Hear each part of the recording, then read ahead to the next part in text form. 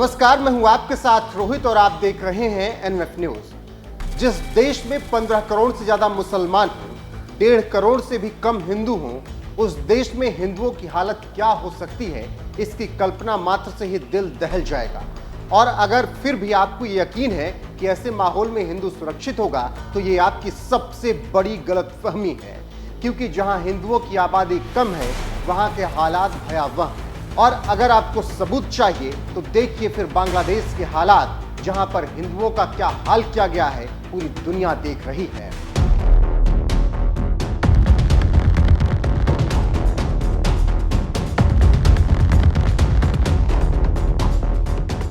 जिस बांग्लादेश में 1951 में 22% हिंदू हुआ करते थे, वहां मौजूदा वक्त में 8% से भी कम हिंदू हो गए हैं, जिसके बाद उन पर अत्याचार हो रहा है। ऐसे में अब भारत के हिंदुओं का भी खून खौल उठा है और सड़कों पर उतरकर विरोध किया जा रहा है।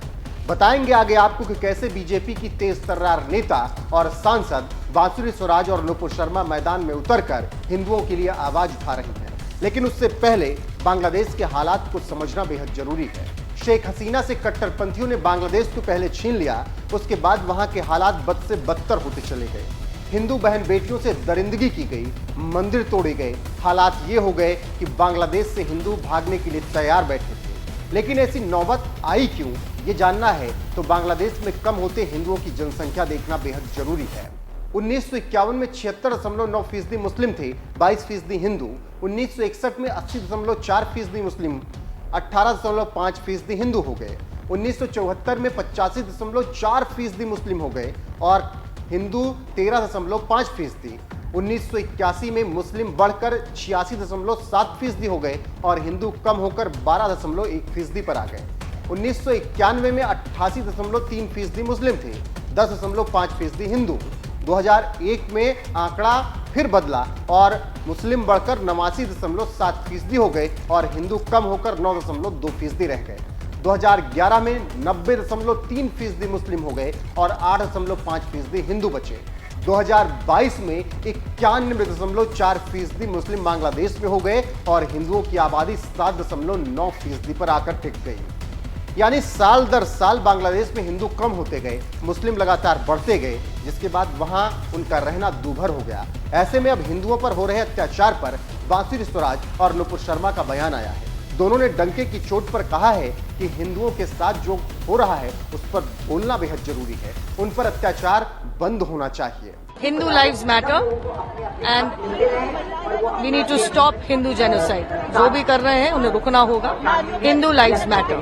नुपुर शर्मा ने साफ शब्दों में कहा कि हिंदुओं के साथ जो हुआ उसे रोका जाना चाहिए। मानवाधिकार को आंख खोलकर ये सब देखना चाहिए। वहीं बीजेपी सांसद बांसुरी स्वराज ने भी बांग्लादेश के हिंदुओं पर हुंकार भरी और जमकर दहाड़ते हुए कट्टरपंथियों को खरी खोटी सुनाई है। बांग्लादेश में राजनीतिक अस्थिरता के कारण एक बहुत ही भयावह संकट उत्पन्न हो रहा है और उस संकट में सबसे बड़ा विक्टिम हो रहा है बांग्लादेश में बसा हुआ हिंदू समाज और वहां के अल्पसंख्यक माताओं और बहनों के साथ दुष्कर्म हो रहा है।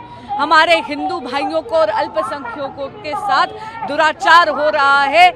उनके साथ निर्ममता से पेश आकर उन हमारे धार्मिक स्थलों को भी बुरी तरह जला दिया जा रहा है। ऐसे में कल लाल किले से हमारे आदरणीय प्रधानमंत्री श्री नरेंद्र मोदी जी ने भी 140 करोड़ भारतीयों की चिंता की अभिव्यक्ति करी थी। आज नारी शक्ति फाउंडेशन के सानिध्य में यहाँ पर हम सब बहनें आए हैं, ये दिखाने के लिए कि हिंदू समाज तो शांति प्रिय है।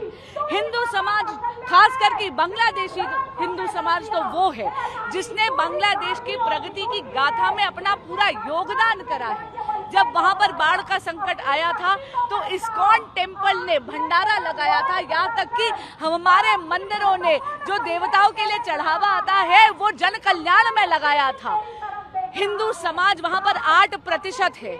हिंदू समाज ने बांग्लादेश की अर्थव्यवस्था में भी कंट्रीब्यूट करा है। नारी शक्ति फाउंडेशन के सानिध्य में आकर हम सब मातृशक्ति यहाँ पर मार्च कर रहे हैं, ये दर्शाने के लिए ये आश्वासन देने के लिए कि बांग्लादेशी अल्पसंख्यक और बांग्लादेशी हिंदू समाज को ये याद कराएं कि वो अकेले नहीं हैं।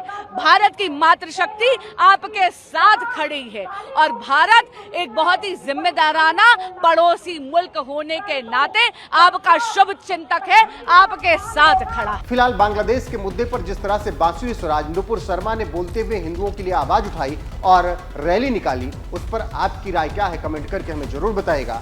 और इसके साथ ही वीडियो को शेयर कीजिएगा, लाइक कीजिएगा, चैनल को सब्सक्राइब करना नहीं भूलना है और बने रहना है हमारे साथ। नमस्कार।